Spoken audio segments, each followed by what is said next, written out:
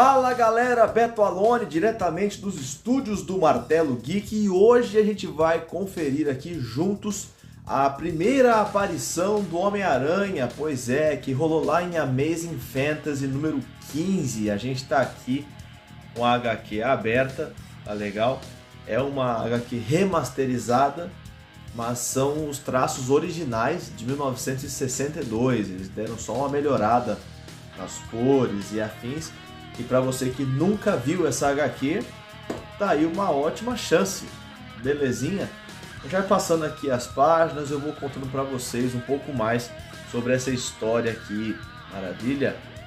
Temos aqui na primeira página, né, um grupo de jovens que estão combinando de sair, né, e ali no canto está o Peter Parker com a sombra do Homem-Aranha, né, e nessa primeira apresentação aqui já dá, logo de cara, dá a entender que o Peter Parker é um CDF, o nerdão da turma e que ninguém quer saber dele, né? Nesse quadro aqui eles estão combinando de sair e tá precisando de mais uma pessoa para dançar e um deles cogita levar o Peter Parker e eu falo, claro que não sei o que, não. Pô, o Peter Parker não sabe fazer nada, esse tipo de coisa, né? Esse tipo de estereótipo que acaba tendo muito lá nos Estados Unidos, né?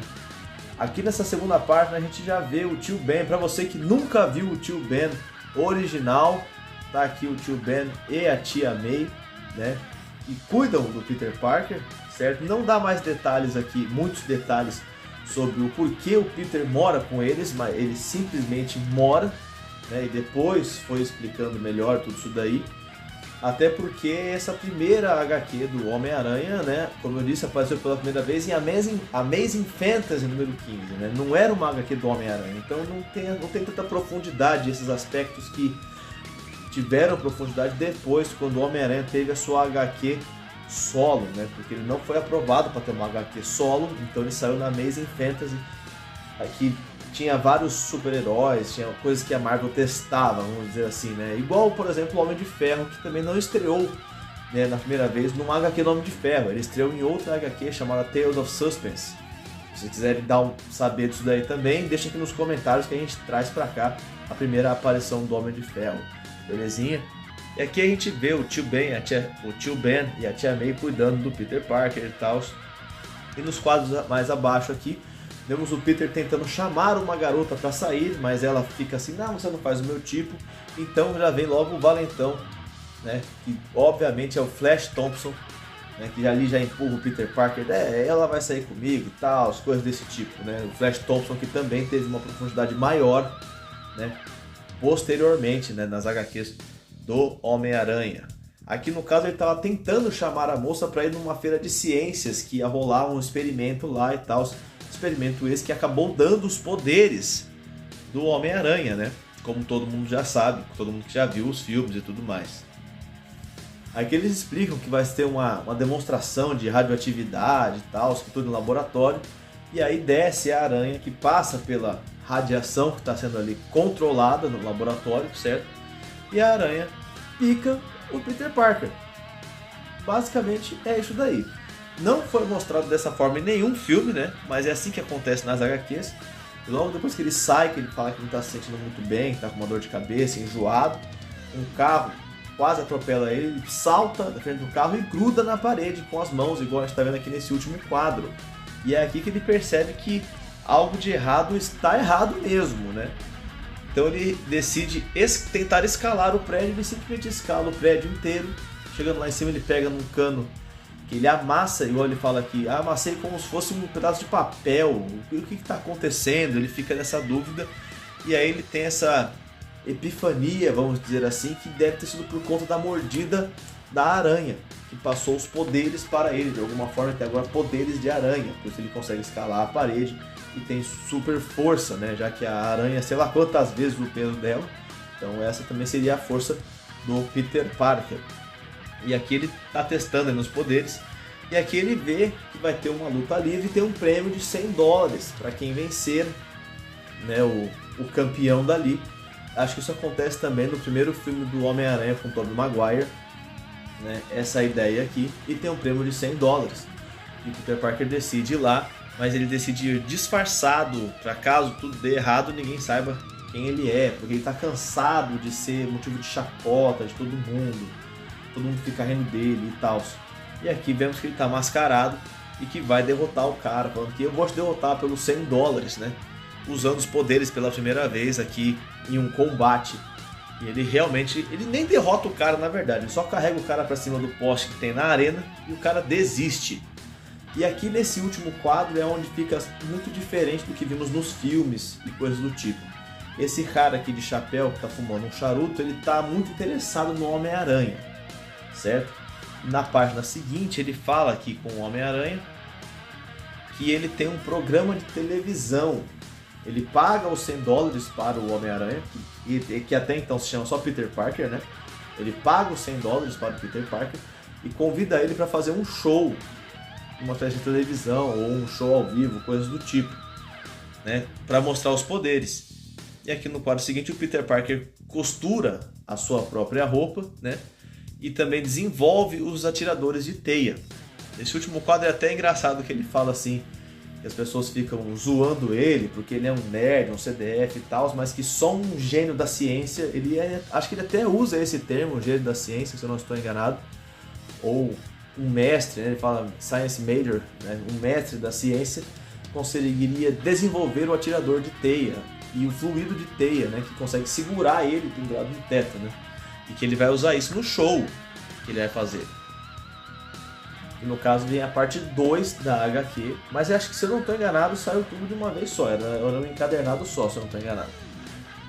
E aí tá as pessoas, aí tem a galera filmando e outras pessoas assistindo, ele demonstrando os poderes, usando o atirador de teia, e ele acaba ganhando um dinheiro a mais com isso daqui, né?